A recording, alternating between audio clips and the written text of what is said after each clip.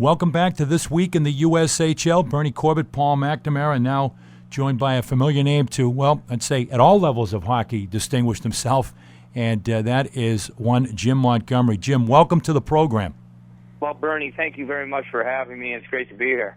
And welcome to the USHL as the coach of the Dubuque Fighting Saints, somewhat of an expansion team. Dubuque had a history with the USHL for about a decade, but it's been about a decade since they've had a franchise. And how's been the reaction so far to you rejoining the league and becoming the head coach in Dubuque? Well, Dubuque is just a great junior hockey town.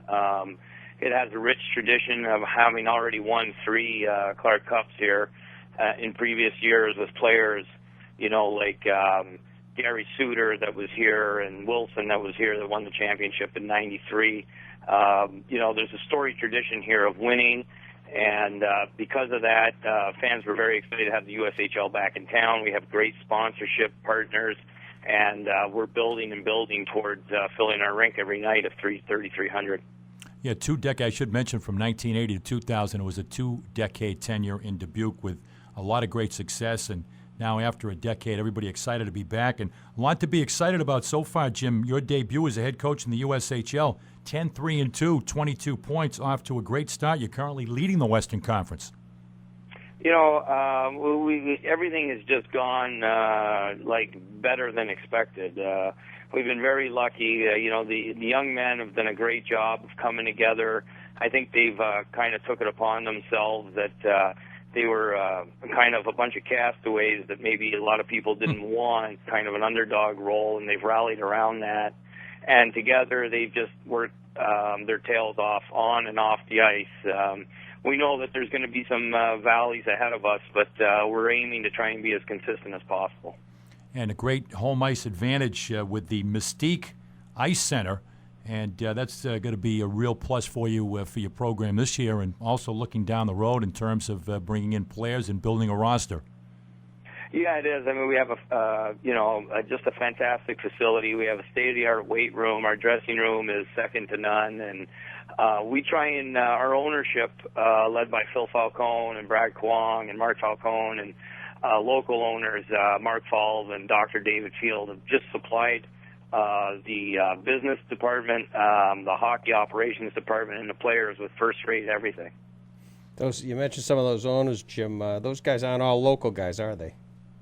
No, Phil, Brad, Mark, and especially Peter Turali with the Bruins. I mean, the 4 of them all play. 3 of them played at Harvard. Yeah, I was going to say, where did they ever run into each other in Cambridge, Mass? Maybe.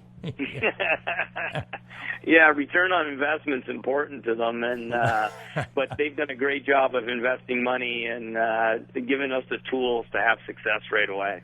You really give, I think, a unique perspective on the state of the USHL, having spent time as a college coach and recruiting from the league. And what's your overall assessment of the state of the league now, and the fact that you've spent a lot of time traveling out there to recruit players at the college level for a number of years?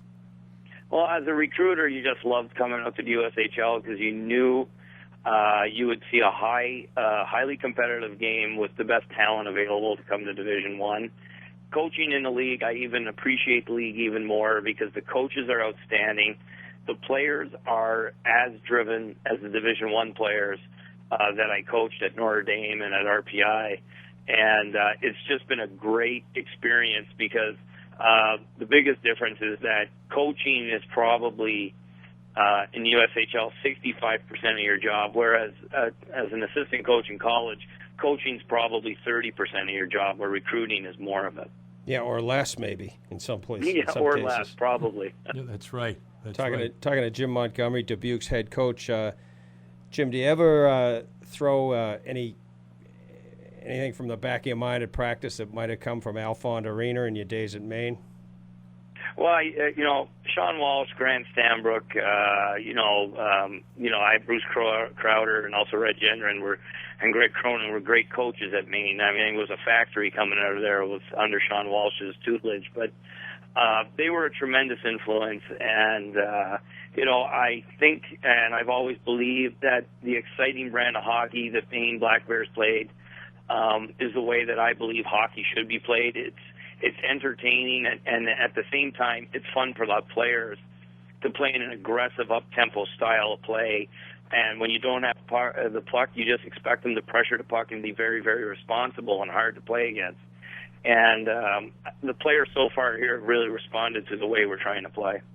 You got a nice mix, really, a melting pot of talent. You've got a Dubuque native on the team, Latvia, which isn't exactly the Twin Cities of Dubuque. And you've got returning from the college ranks and headed back to the college ranks. You've got a guy in Vinny Saponari, and also a California native on the team. It is quite a mix of talent, quite an amalgamation of talent from a number of different areas that are all so far coming together to become a success this season. Yeah, and I give all the credit to our director of scouting, Bobby Kinsella, and associate head coach Joe Coombs, and Adam Micheletti, our director of hockey operations. Since we all got hired on April 1st, they've worked tirelessly, and we made great execution of our tenders. We got lucky drafting Vinny Saponari on a hope and a wish, and being able to convince him to come and play. To me, he is the most dynamic and dominant player in the league, and when you have a player like that teaching some of our younger talented players like Zemgus, Gergensen, Riley Barber, and we have Joachim Ryan, and we have John Goudreau, and it's just been great teaching situation for us as a coaching staff, and to have veteran leaders like Vinny Saponari, Shane Suth, and our captain TJ Schlueter and assistant captain Luke Karate. They've done a great job of keeping that room together and making sure that we're on the right track and focused on and off the ice.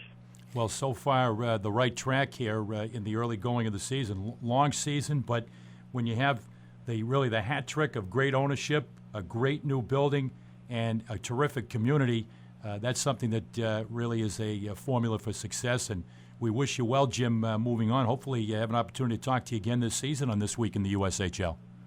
Well, I hope so, Bernie. I hope that next time you talk to us, we're over 30 wins. That would be fantastic for the Dubuque Fighting Saints. You're not greedy, are you, Monty? Absolutely. There you go. Thanks very much. You got to set the bar high. Indeed, you do. Great job out of the gate with hockey returning to Dubuque in the USHL. Coach, thank you very much, and thanks thank you for having me, gentlemen. Pleasure. Jim Montgomery, the head coach of the Dubuque Fighting Saints, returning to the USHL, our guest on This Week in the USHL.